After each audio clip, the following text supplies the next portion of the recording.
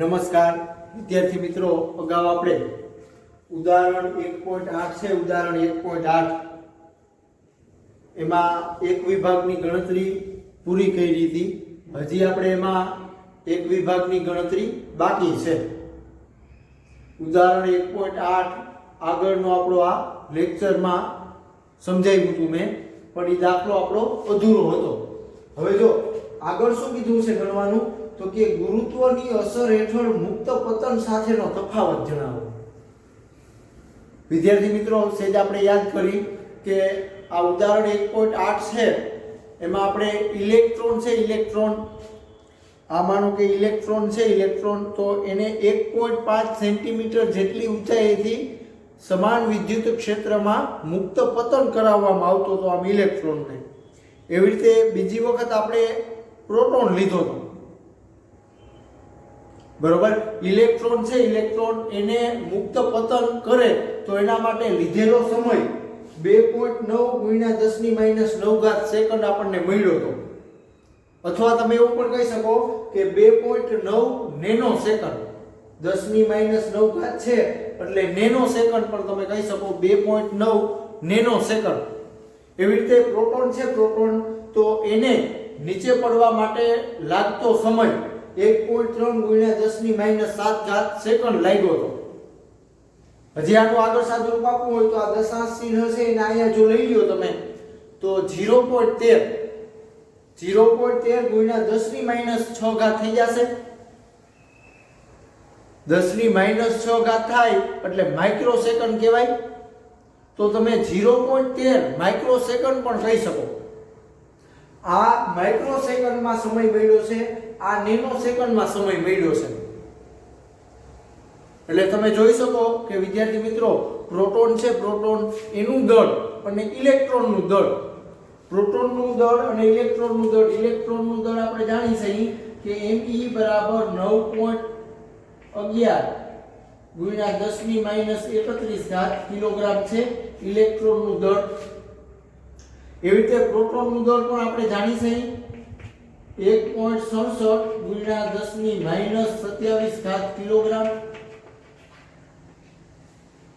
વિદ્યાર્થી મિત્રો, તમે જોઈ શકો કે પ્રોટોનનું દળ છે એમાં 10⁻27 આવે છે, ઇલેક્ટ્રોનનું દળ છે તો એમાં 10⁻31 આવે છે. આ 10⁻27 છે એ મોટા કહેવાય, બરોબર. ટૂંકમાં પ્રોટોનનું દળ ઇલેક્ટ્રોનના દળ કરતા વધુ છે. હવે દળ વધુ છે તો એને સમય પણ વધુ લીધો છે. જો 10⁻⁷ છે અહીંયા અને અહીં 10⁻⁹ છે એટલે -9 છે એના કરતા -7 મોટા કહેવાય. એટલે આના ઉપરથી આપણે તારણ શું કાઢ્યું, તો કે પ્રોટોન છે, પ્રોટોન એનું દળ વધારે છે ઇલેક્ટ્રોનના દળ કરતા. દળ વધારે છે તો એને નીચે પડવા માટે સમય પણ વધુ લાગે છે. જો સમાન વિદ્યુત ક્ષેત્ર હતું એમાં એક વખત આપણે ઇલેક્ટ્રોનને મુક્ત પતન કરાવ્યો હતો અને એક વખત આપણે પ્રોટોનને મુક્ત પતન કરાવ્યો હતો. તો આપણને તારણ શું મળ્યું, તો કે પ્રોટોન છે, પ્રોટોન એને નીચે પડવા માટે સમય વધુ લાગે છે, એનું દળે વધારે છે અને એને સમય પણ વધુ લાગે છે. જ્યારે 11 સાયન્સમાં આપણે એવું શીખ્યા કે ગુરુત્વાકર્ષી ક્ષેત્ર હોય, જો વિદ્યુત ક્ષેત્ર નહીં, હવે ગુરુત્વાકર્ષી ક્ષેત્ર હોય એમાં મુક્ત પતન કરતો પદાર્થ છે તો એને જે સમય લાગે એ દળથી સ્વતંત્ર છે. એવું આપણે 11 સાયન્સમાં શીખ્યા. ગુરુત્વાકર્ષી ક્ષેત્રમાં પદાર્થને મુક્ત પતન કરાવવામાં આવે તો એમાં જે લાગતો સમય છે એ દળથી સ્વતંત્ર છે. જ્યારે અહીંયા તમે જોઈ શકો કે દળ વધારે છે તો સમય પણ વધુ લાગે છે. એટલે આયા બે પરસ્પર વિરુદ્ધ બાબતો આપણને જોવા મળે છે. સમાન વિદ્યુત ક્ષેત્રમાં દળ વધારે હોય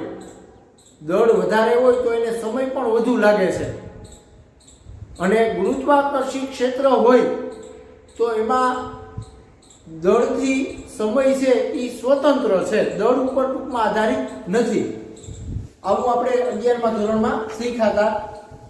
એટલે અહીંયા આપણે જે તારણ મળે છે કે દળ વધારે છે, સમાન વિદ્યુત ક્ષેત્ર હોય એમાં કોઈ કણ મુક્ત પતન પામે તો એમાં જેનું દળ વધારે હશે એને નીચે પડવા માટે સમય પણ એ વધુ લેશે. હવે આપણે અહીંયા વાત કરવાની છે કે આગળ ગુરુત્વની અસર હેઠળ મુક્ત પતન સાથેનો તફાવત જણાવ્યો. હવે આપણે જાણી છીએ કે ગુરુત્વાકર્ષી ક્ષેત્ર હોય તો એમાં ગુરુત્વ પ્રવેગ g બરાબર 9.8 મીટર પ્રતિ સેકન્ડનો વર્ગ હોય છે. હવે અહીંયા આપણે પ્રવેગ ગણવાનો છે. સમાન વિદ્યુત ક્ષેત્ર છે એમાં પ્રોટોન આપણો આમ નીચે પડે છે, મુક્ત પતન પામે છે, તો એનો પ્રવેગ કેટલો છે એ આપણે જાણવાનું છે. જો યાદ ન હોય તો હું અહીંયા આકૃતિ દોરું છું. આપણે આવું શીખ્યા.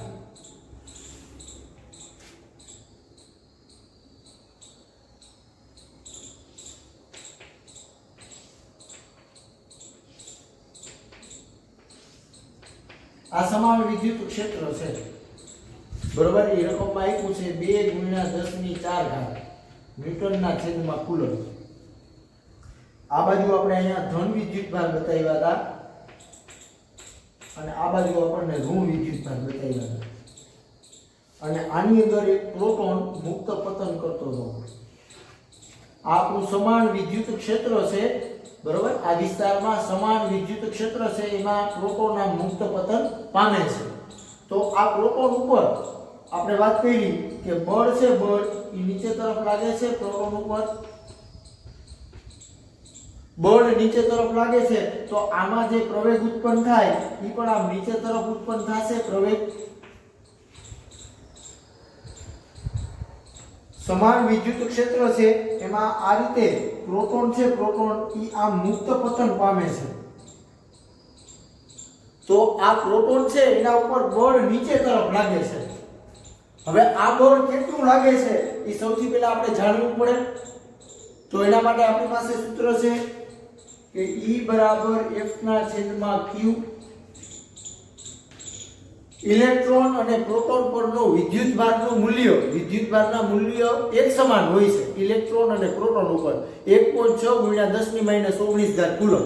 તો આપણે અહીંયા q દેખાય, અહીંયા E મૂકી દેવાનો થાય. E બરાબર F/e. જો આ q છે અહીંયા E લખું છું. આગળ સાદુરૂપ આપો તો E બરાબર F. આટલું બળ લાગે પ્રોટોન ઉપર. આ જે પ્રોટોન આમ નીચે પડે છે તો એના ઉપર આટલું બળ લાગે છે E જેટલું. હવે બળ લાગે એટલે આપણે જાણી છીએ કે એમાં પ્રવેગ ઉત્પન્ન થાય. બળ નીચે તરફ લાગે છે તો પ્રવેગ છે એ પણ નીચે તરફ ઉત્પન્ન થશે. હવે આ પ્રવેગ આપણે ગણવાનો છે. તો એના માટે આપણી પાસે ન્યૂટનનો ગતિનો બીજો નિયમ છે. ન્યૂટનના ગતિના બીજા નિયમ પરથી શું કહી શકાય તો કે F બરાબર ma. હવે વિદ્યાર્થી મિત્રો અત્યારે આપણે પ્રોટોનની વાત કરી છે એટલે આ દળ કોનું લેવાનું તો કે પ્રોટોનનું લેવાનું. પ્રવેગ કોનો તો કે પ્રોટોનનો પ્રવેગ એટલે AP. હવે આપણે આ AP શોધવાનો છે. તો F/mp બરાબર AP. હવે F ની પાસે તમે આ કિંમત લખી શકો. વિદ્યાર્થી મિત્રો આ F દેખાય અહીંયા તમે આ કિંમત લખી શકો. E ના છેદમાં MP બરાબર AP. હવે E છે એ આપણને રકમ આપી દીધો છે 2 × 10⁴ ન્યૂટનના છેદમાં કુલમ. E એટલે ઇલેક્ટ્રોન પરનો વિદ્યુતભાર અથવા એવું કહો કે પ્રોટોન પરનો વિદ્યુતભાર 1.6 × 10⁻19 કુલમ. MP એટલે પ્રોટોનનું દળ મેં લખ્યું છે 1.67 × 10⁻27 કિલોગ્રામ. એટલે હવે આપણે આમાં ડેટા મૂકવાનો થાય. E દેખાય ત્યાં આપણે લેવાનો 2 × 10⁴ ન્યૂટનના છેદમાં કુલમ. E દેખાય 1.6 × 10⁻19 કુલમ.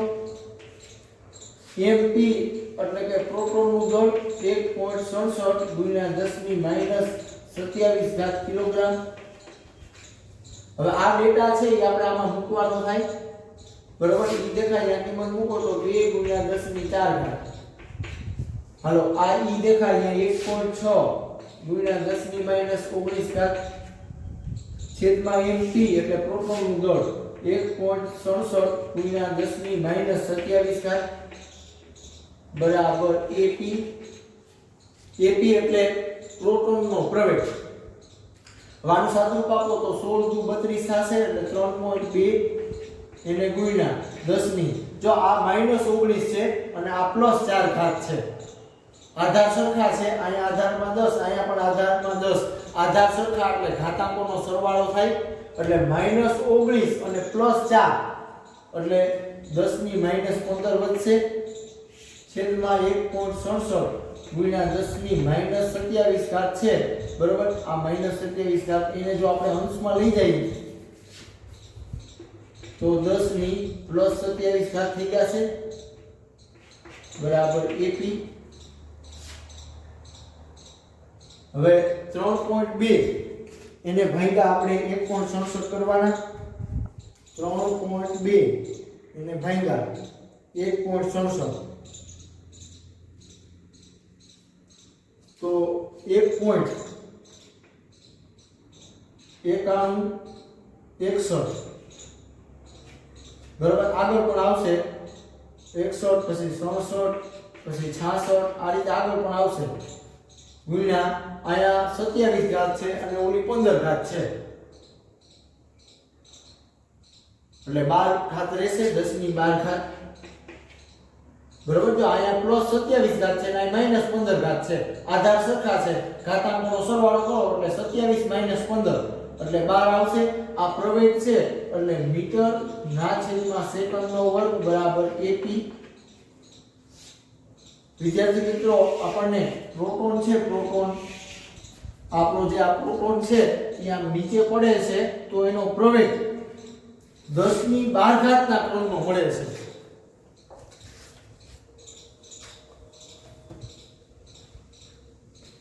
બરોબર? 10 ની 12 ઘાતના ક્રમનો પ્રવેગ મળે છે। બુકમાં તમને આ જવાબ 1.9 આપ્યો છે બુકમાં, બરોબર? તમે 1.9 લખો તો પણ હાલે, 1.9 × 10 ની 12 ઘાત।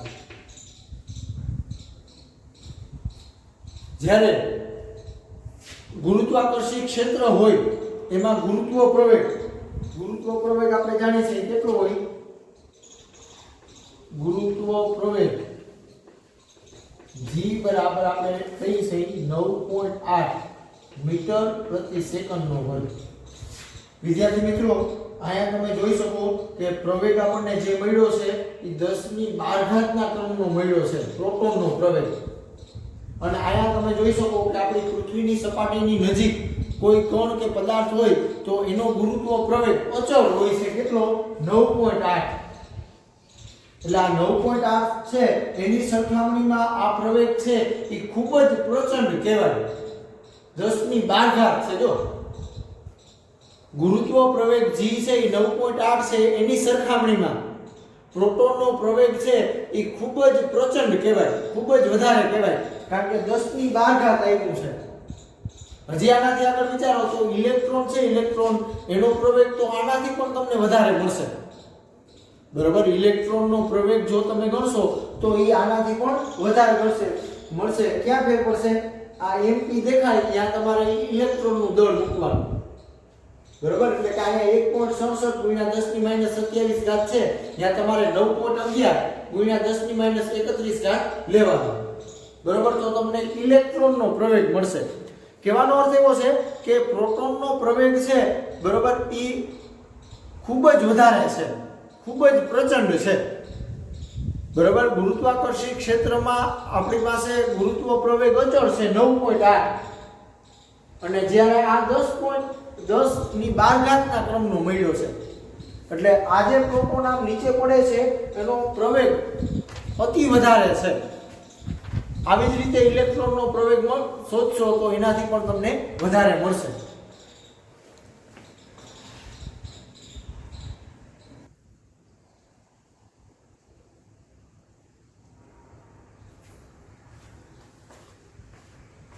વિદ્યાર્થી મિત્રો, આપણે એનાથી આગળ વધી ઉદાહરણ 1.9.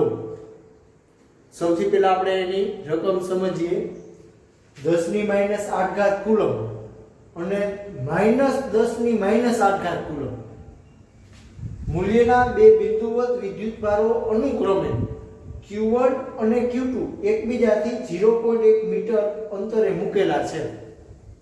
તમે જોઈ શકો કે આપણો Q1 વિદ્યુતભાર છે, આપણો Q2 વિદ્યુતભાર છે, આપણા બે વિદ્યુતભારો છે. હવે એ બે વિદ્યુતભારો વચ્ચેનું અંતર આપણને આપ્યું છે 0.1 મીટર.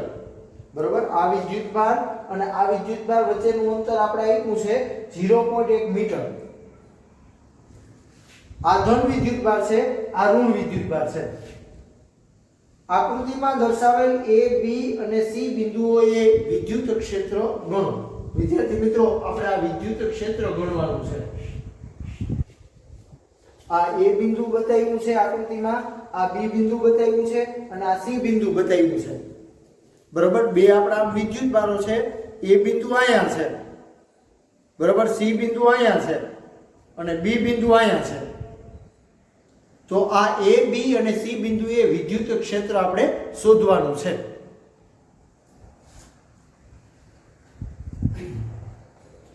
વિદ્યુતભાર આ Q1 છે એ આપણને આપી દીધો છે.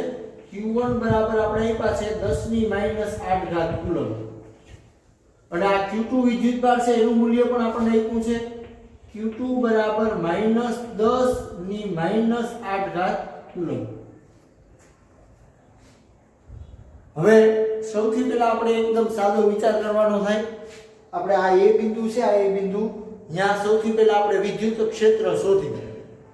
હવે આ A બિંદુએ વિદ્યુત ક્ષેત્ર ક્યાંથી આવે તો તમે જોઈ શકો કે આ જે Q1 વિદ્યુતભાર છે એના લીધે અહીં વિદ્યુત ક્ષેત્ર આવશે. જેવી રીતે હું એમ કહું કે આ Q1 વિદ્યુતભાર છે અને અહીંયા આપણું બિંદુ A છે, તો આ Q1 વિદ્યુતભાર છે તો એની આજુબાજુ વિદ્યુત ક્ષેત્ર પથરાયેલું હોય છે. તો આ A બિંદુ છે, એ બિંદુ ત્યાં પણ વિદ્યુત ક્ષેત્ર આવશે. અગાઉ આપણે થિયરી શીખી ગયા બિંદુવત વિદ્યુતભાર વડે ઉદ્ભવતું વિદ્યુત ક્ષેત્ર. બિંદુવત વિદ્યુતભાર વડે ઉદ્ભવતું વિદ્યુત ક્ષેત્ર આપણે થિયરી શીખી ગયા. E બરાબર KQ છેદમાં R નો સ્ક્વેર. જો અહીંયા આપણે સદિશ લખીએ, આમ સદિશ, તો અહીંયા એકમ સદિશ R આપણે લખતા હતા. બિંદુવત વિદ્યુતભાર વડે ઉદ્ભવતું વિદ્યુત ક્ષેત્ર કેટલું હોય તો કે KQ છેદમાં R નો સ્ક્વેર અને એકમ સદિશ R. આ આપણો Q1 છે, Q1 એ બિંદુવત વિદ્યુતભાર છે એના લીધે ઉદ્ભવતું વિદ્યુત ક્ષેત્ર. બરોબર, એના વડે આ બિંદુ A પાસે વિદ્યુત ક્ષેત્ર આવશે. એટલે સૌથી પહેલા આપણે સૂત્ર લખી. બિંદુવત વિદ્યુતભાર વડે ઉદ્ભવતું વિદ્યુત ક્ષેત્ર. આપણી પાસે સૂત્ર છે E બરાબર KQ છેદમાં R નો સ્ક્વેર. બરોબર, હવે અહીંયા આપણે જો સદિશ લખીએ તો અહીંયા આપણે એકમ સદિશ R લેવાનો હોય. બરોબર, જો અહીંયા સદિશ લખીએ આપણે આમ, તો અહીંયા એકમ સદિશ R લેવાનો. એટલે કે આની જે દિશા હોય, એકમ સદિશની જે દિશા હોય એ દિશામાં આ વિદ્યુત ક્ષેત્ર હોય. હવે આપણે અહીંયા શું કરવાનું છે તો કે A બિંદુએ વિદ્યુત ક્ષેત્ર સૌથી પહેલા આપણે શોધી. A બિંદુએ તો અહીંયા વિદ્યુત ક્ષેત્ર આવે ક્યાંથી તો કે આ બિંદુવત વિદ્યુતભાર છે એનું વિદ્યુત ક્ષેત્ર આ બધી દિશામાં પથરાયેલું હશે. બરોબર, અગાઉ આપણે શીખી ગયા કે ધન વિદ્યુતભાર હોય, ધન વિદ્યુતભાર, તો વિદ્યુત ક્ષેત્ર આમ બહાર નીકળતી દિશામાં આવે.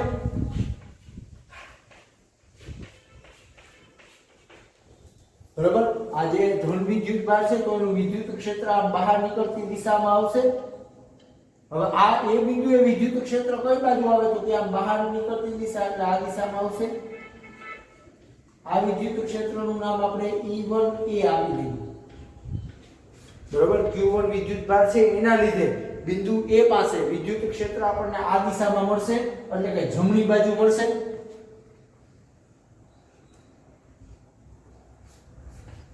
એટલે આપણે લખી કે q1 વિદ્યુત ભાર ને લીધે બિંદુ A પાસે વિદ્યુત ક્ષેત્ર હાલો આપણી પાસે સૂત્ર છે વિદ્યુત ક્ષેત્રનું નામ આપણે આપ્યું છે E1A કે હાલો વિદ્યુત ભાર આપણો જે છે એ q1 છે છેદમાં આ અંતર છે અંતર બરાબર એ આપણે જાણી છે 0.05 મીટર છે જો આ આખું અંતર છે આખું અંતર એ 0.1 મીટર છે તો આ એનું અડધું અંતર છે એટલે 0.05 મીટર થશે 0.05 અને એનો પાછો વર્ગ આવશે હવે વિદ્યાર્થી મિત્રો આપણે દિશા લખવાની છે કે આ જે વિદ્યુત ક્ષેત્ર મળ્યું એ કઈ દિશામાં છે તો કે આ ડાબી બાજુ કહેવાય અને આ જમણી બાજુ કહેવાય એટલે જમણી બાજુ છે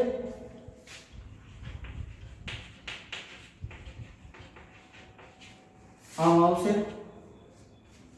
બરોબર અહીંયા સદિશ લખ્યો એટલે અહીંયા આપણે દિશા લખી નાખી કે જમણી બાજુ હશે વિદ્યુત ક્ષેત્ર હવે આપણે ડેટા મૂકવાનો થાય k ની કિંમત આપણે જાણી છે 9 × 10 ની 9 ઘાત q1 છે એ આપણને રકમ આપ્યો છે 10 ની -8 ઘાત છેદમાં 0.05 એનો પાછો વર્ગ એટલે 5 નો વર્ગ એટલે 25 એટલે 0.0025 આવશે હજી આનું આપણે આગળ સાદુરૂપ આપી તો 9 ગુણ્યા જો અહીંયા આધાર સરખા ઘાતાંકોનો સરવાળો એટલે આ 9 ઘાત છે અને આ -8 ઘાત છે એટલે 1 ઘાત રહેશે 10 ની 1 ઘાત આનું સાદુરૂપ આપો આ દશાંશ ચિહ્ન છે એને જો આપણે અહીંયા લઈ જઈએ અહીંયા 2 પછી તો 1 2 ને 3 એકમ દશાંશ ચિહ્ન જમણી બાજુ ખસેડો 3 એકમ દશાંશ ચિહ્ન જમણી બાજુ ખસેડો એટલે 2.5 એને ગુણ્યા 10 ની -3 ઘાત કહેવાય બરોબર 10 ની -3 ઘાત થશે આ દશાંશ ચિહ્ન 3 એકમ આપણે જમણી બાજુ ખસેડ્યું છે જમણી બાજુ ખસેડો એટલે ઘાતાંક માઈનસ થશે એટલે ઘાતાંક ઘટશે અને ડાબી બાજુ ખસેડો તો ઘાતાંક વધે હવે અહીંયા શું થાય તો કે આ 9 ભાગ્યા આપણે 2.5 કરવાના થાય બરોબર 9 એને ભાગ્યા 2.5 તો આનો જવાબ આવશે 3.6 એને ગુણ્યા 10 ની 1 ઘાત એને ગુણ્યા 10 ની 3 ઘાત થશે જો આ આને પાછી અંશમાં લઈ જાવ તો 10 ની -3 ઘાત છે એ +3 ઘાત થઈ જશે અંશમાં આવે એટલે અહીંયા આધાર સરખા ઘાતાંકોનો સરવાળો થાય 3.6 એને ગુણ્યા 10 ની 4 ઘાત આ બાજુ છે વિદ્યુત ક્ષેત્ર E1A હવે વિદ્યુત ક્ષેત્ર છે એ એકમ મીટરના છેદમાં કુલમ આવશે કઈ દિશા થઈ તો કે જમણી બાજુ થઈ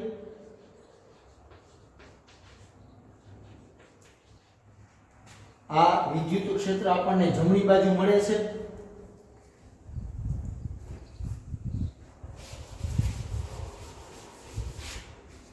એનાથી હવે આપણે આગળ વધી વિદ્યાર્થી મિત્રો આ q1 વિદ્યુત ભાર છે એના લીધે આ બિંદુએ વિદ્યુત ક્ષેત્ર આપણને મળી ગયું તેવી જ રીતે હવે આ q2 વિદ્યુત ભાર છે q2 વિદ્યુત ભાર એની આજુબાજુ પણ વિદ્યુત ક્ષેત્ર આમ પથરાયેલું હશે વિદ્યુત ભાર છે એટલે આજુબાજુ વિદ્યુત ક્ષેત્ર પથરાયેલું હશે તો આ q2 વિદ્યુત ભાર છે એને લીધે બિંદુ A પાસે પણ કંઈક વિદ્યુત ક્ષેત્ર હશે હવે આ વિદ્યુત ભાર આપણો ઋણ છે જો ઋણ છે એટલે અગાઉ આપણે શીખી ગયા કે ઋણ વિદ્યુત ભાર હોય તો વિદ્યુત ક્ષેત્ર આમ અંદરની તરફ આવે આમ અંદરની તરફ આવશે વિદ્યુત ક્ષેત્ર અંદરની તરફ એટલે અહીંયા તમે જોઈ શકો કે આ q2 વિદ્યુત ભાર છે એ ઋણ છે એટલે વિદ્યુત ક્ષેત્ર આમ અંદરની તરફ આવશે એટલે એની દિશા છે બરોબર એની દિશા આમ મળશે તમને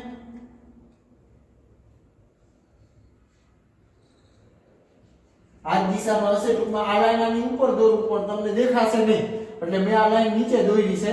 આ વિદ્યુત ક્ષેત્રનું નામ આપણે આપી દઈએ E2A.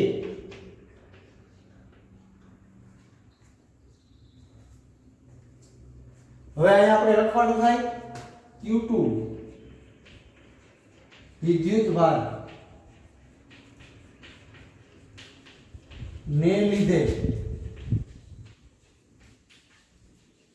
બિંદુ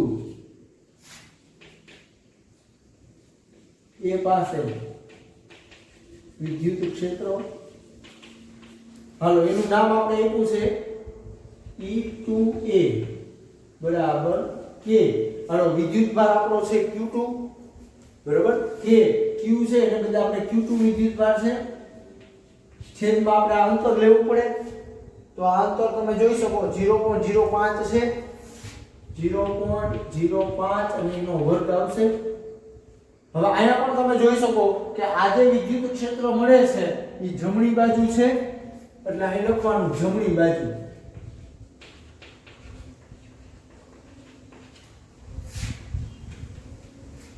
આગળ કિંમત મૂકો કે એટલે 9 × 10⁹.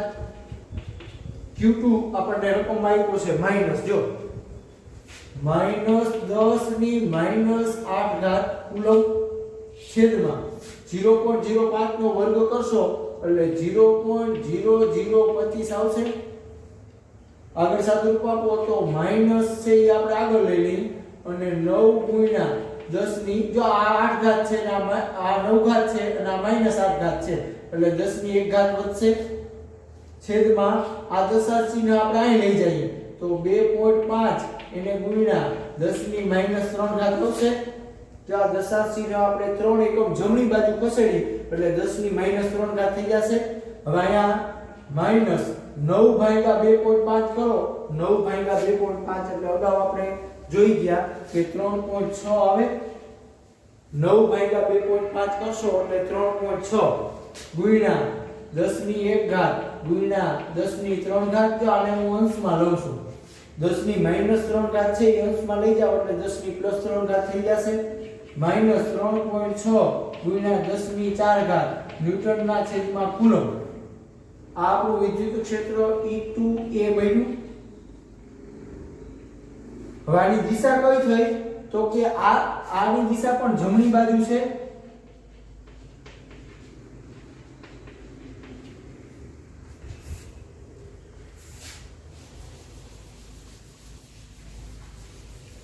હવે વિદ્યાર્થી મિત્રો તમે જોઈ શકો કે આ બિંદુ A છે, ત્યાં જો બે વિદ્યુત ક્ષેત્ર સંપાત થાય છે, ભેગા થાય છે, તો આપણને પરિણામી વિદ્યુત ક્ષેત્ર મળે. બે વિદ્યુત ક્ષેત્ર સંપાત થાય છે એટલે સંપાતપણાના સિદ્ધાંત પરથી પરિણામી વિદ્યુત ક્ષેત્ર આપણે લેવાનું થાય બિંદુ A પાસે. બિંદુ A પાસે પરિણામી વિદ્યુત ક્ષેત્ર, એનું નામ આપણે E આપી દઈએ બરાબર E1A પ્લસ E2A. જો આ બે વિદ્યુત ક્ષેત્ર છે, બે વિદ્યુત ક્ષેત્ર એ સંપાત થાય છે, ભેગા થાય છે એટલે આપણે એનો સરવાળો કરવો પડે. હવે આપણે બેનો સરવાળો કરીએ એટલે E1A એટલે કિંમત મૂકવાની થાય 3.6 ગુણ્યા 10 4 ઘાત પ્લસ 3.6 ગુણ્યા 10 4 ઘાત.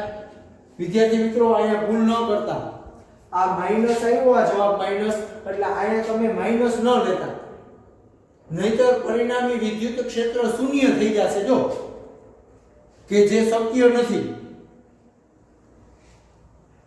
બરોબર, અહીંયા બેયની દિશા, આ બંને વિદ્યુત ક્ષેત્રની દિશા એક સરખી છે, એક સમાન દિશામાં છે, બે જમણી બાજુ જ છે. જો એટલે અહીંયા વિદ્યુત ક્ષેત્રનો સરવાળો કરવો એટલે અહીંયા વિદ્યુત ક્ષેત્રનો તમારે આ રીતે સરવાળો કરવાનો થશે એટલે 7.2. જો 3.6 + 3.6 એટલે 7.2 થશે. એને ગુણ્યા 10 4 ઘાત વિદ્યુત ક્ષેત્ર છે એટલે ન્યૂટનના છેદમાં કુલમ. હવે આની દિશા કેવી હોય તો પરિણામી વિદ્યુત ક્ષેત્ર છે એ આ બાજુ જ આવશે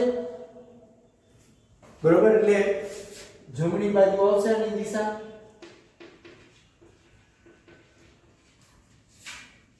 એ બિંદુ પાસે આટલું વિદ્યુત ક્ષેત્ર હશે. બરોબર, જેવી રીતે આપણે વિદ્યાર્થી મિત્રો એવું કહીએ કે આ એક પોઈન્ટ છે અને બે વ્યક્તિ છે એ આ બાજુ, બે વ્યક્તિ છે એ આ બાજુ, એક વ્યક્તિ 5 ન્યૂટન બળ લગાડે છે અને એક વ્યક્તિ માનો કે 7 ન્યૂટન બળ લગાડે છે. જો બે વ્યક્તિ આ બાજુ આમ ખેંચે છે તો આ બેની દિશા સરખી છે તો કુલ બળ કેટલું થાય તો કે 5 + 7 એટલે 12 થશે. બેની દિશા સરખી છે એટલે કુલ બળ ગણો તો 12 ન્યૂટન થશે. અને કઈ બાજુ પરિણામ આવશે તો કે આ બાજુ જ આવશે. એવી જ અહીંયા વાત થાય છે.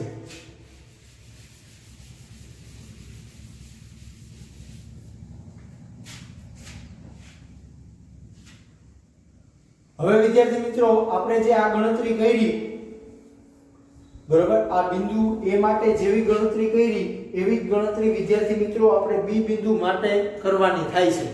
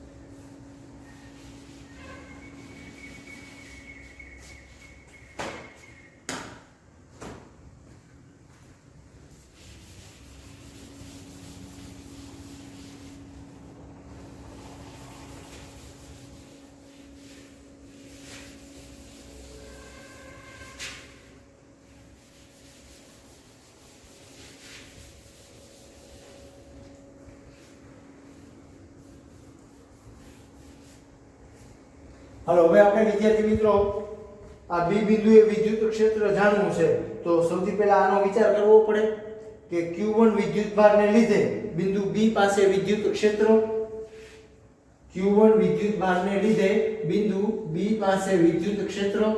તમે જોઈ શકો કે આ Q1 વિદ્યુત ભાર છે એ ધન છે એટલે વિદ્યુત ક્ષેત્ર આમ બહાર નીકળતી દિશામાં આવે એટલે આ બાજુ આવશે બિંદુ B પાસે વિદ્યુત ક્ષેત્ર.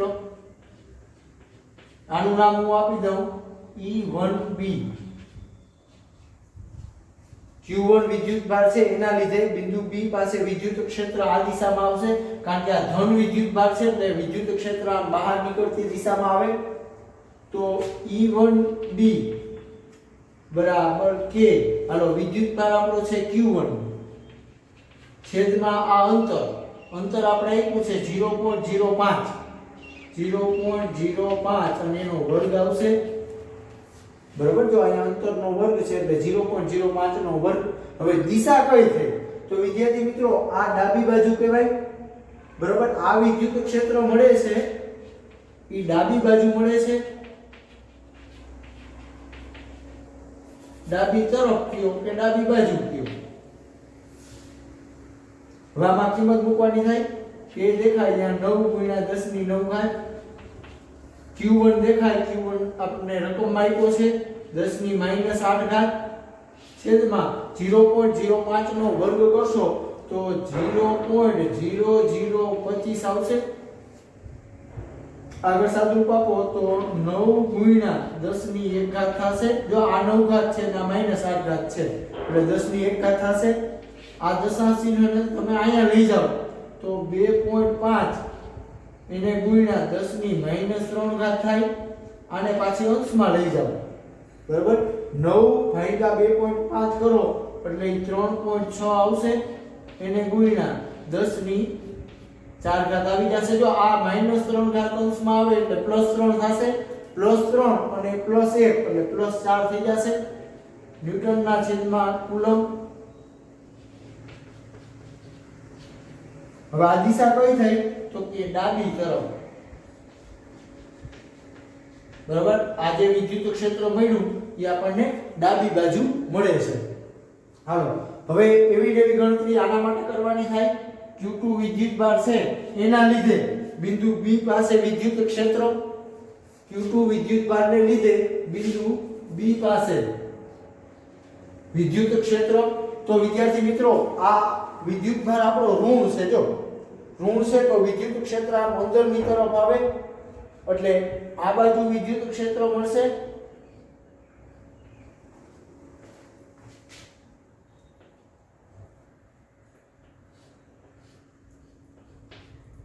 આનું નામ હું આપી દઉં E2B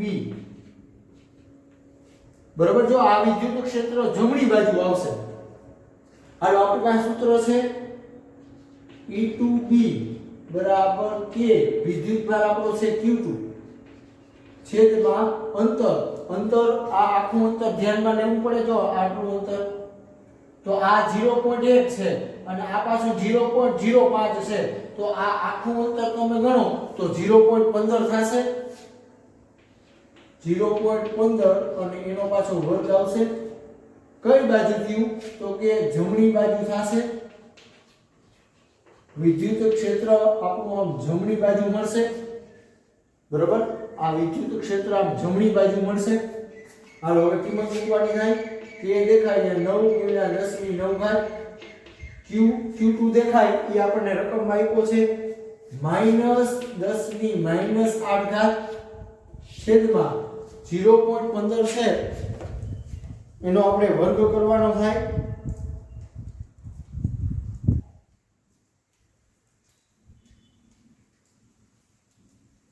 તો એનો જવાબ આવશે 0.0225 આવશે 0.0225 0.15 નો વર્ગ કરશો તો 0.0225 આવશે સાદુરૂપ આપો તો -9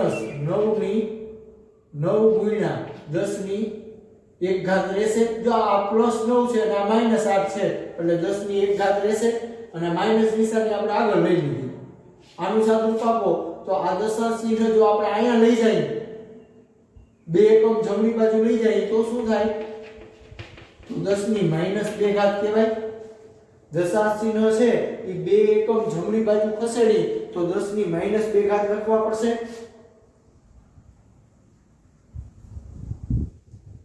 હજી આપણે આગળ સાદુરૂપ આપવું હોય તો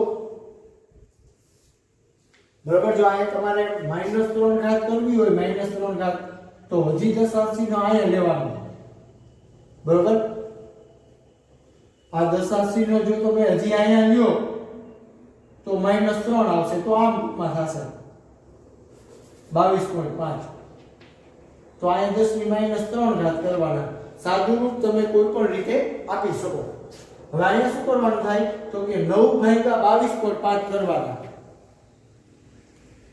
9 એને ભાગ્યા 22.5 તો આનો જવાબ 0.4 આવશે 0.4 એને ગુણ્યા 10 ની જો આ અંશમાં જાય 10⁻3 અંશમાં જાય એટલે +3 થશે 10⁻1 એને ગુણ્યા 10⁻3 -0.4 એને ગુણ્યા આપણે વધારે લખી નાખ્યું છે 0.4 એને ગુણ્યા 10⁻1 એને ગુણ્યા 10⁻3 તો આ 3 અને 1 આ એટલે 10⁻4 E2B ન્યૂટનના છેદમાં કુલમ્બ કઈ બાજુ થયું જો આ વિદ્યુત ક્ષેત્ર જમણી બાજુ થયું એટલે લખવાનું જમણી બાજુ જમણી તરફ લખો કે બાજુ લખો હાલો હવે અહીંયા શું થયું તો કે બિંદુ B છે બિંદુ B અહીંયા તમે જોઈ શકો કે બે વિદ્યુત ક્ષેત્ર સંપાત થાય છે ભેગા થાય છે તો સંપાતપણાના સિદ્ધાંત પરથી બેનો સરવાળો કરવો પડે બિંદુ B પાસે પરિણામી વિદ્યુત ક્ષેત્ર તો એનું નામ આપણે EB આપી દઈએ EB બરાબર E1B સદિશ E1B સદિશ E2B વિદ્યાર્થી મિત્રો આ B બિંદુ છે ત્યાં બે વિદ્યુત ક્ષેત્ર સંપાત થાય છે ભેગા થાય છે તો સંપાતપણાના સિદ્ધાંત પરથી આપણે બેયનો સરવાળો કરવો પડે, સદિશ સરવાળો. હવે અહીંયા તમે જોઈ શકો કે આ દિશાને જો તમે ધન ગણતા હોવ આ દિશાને, તો આ દિશા તમારે ઋણ લેવી પડે, કારણ કે અહીંયા વિદ્યુત ક્ષેત્ર પરસ્પર વિરુદ્ધ દિશામાં છે, એટલે અહીંયા બાદબાકી થશે. E1B આપણે શોધ્યું છે, જો 3.6 એને ગુણ્યા 10⁴ પ્લસ હવે E2B પણ આપણે શોધ્યું છે -0.4 ગુણ્યા 10⁴. વિદ્યાર્થી મિત્રો અહીંયા તમારે બાદબાકી કરવાની થશે. 3.6 -0.4 એને ગુણ્યા 10⁴. જો 10⁴ કોમન લઈ લો તો 3.2 ગુણ્યા 10⁴ ન્યૂટનના છેદમાં કુલમ, આટલું વિદ્યુત ક્ષેત્ર મળશે. હવે વિદ્યાર્થી મિત્રો આ જે આપણને વિદ્યુત ક્ષેત્ર મળે છે, પરિણામી વિદ્યુત ક્ષેત્ર, એની દિશા કઈ આવશે? ખાસ સમજજો, એની દિશા કઈ આવશે? તો કે આ વિદ્યુત ક્ષેત્ર જો નબળું છે, ઓછું છે. શું કામ ઓછું છે? તો કે Q2 વિદ્યુતભાર છે એ દૂર છે. જો Q2 વિદ્યુતભાર દૂર છે, બરોબર. આ Q2 વિદ્યુતભારથી જો આ અંતર વધી ગયું છે, બિંદુ B નું અંતર વધારે છે, એટલે આ વિદ્યુત ક્ષેત્ર કેવું હશે? ઓછું હશે. જ્યારે આ Q1 વિદ્યુતભાર છે, Q1 વિદ્યુતભાર એ બિંદુ B ની નજીક છે, જો એટલે આ અંતર ઓછું છે. આ અંતર ઓછું છે તો આને લીધે અહીંયા વિદ્યુત ક્ષેત્ર જે આપણે બતાવ્યું છે એ પ્રબળ છે, વધારે છે. આ વધારે છે, આ ઓછું છે, એટલે પરિણામ આપણને આ બાજુ મળે, ડાબી બાજુ. એટલે આ જે વિદ્યુત ક્ષેત્ર છે એ આપણને ડાબી બાજુ મળશે,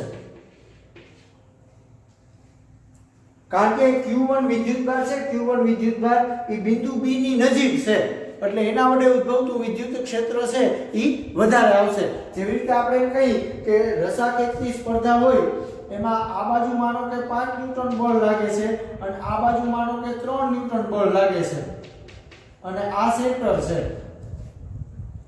આ બાજુ 5 ન્યૂટન બળ લાગે છે, આ બાજુ 3 ન્યૂટન બળ લાગે છે, તો આનું પરિણામ શું આવે? તો કે આ 5 - 3 એટલે આ બાજુ 2 ન્યૂટન નું પરિણામ મળે છે. જો 2 ન્યૂટન નું પરિણામ આ બાજુ મળશે, કારણ કે આ વધારે છે. એટલે એવી જ વસ્તુ અહીંયા લાગુ પડે. વિદ્યાર્થી મિત્રો હવે આપણે આગળ આ C બિંદુ છે ત્યાં હવે આપણે વિદ્યુત ક્ષેત્ર શોધવાનું થાય. A અને B બિંદુ પાસે આપણે વિદ્યુત ક્ષેત્ર છે એ ગણી લીધું છે.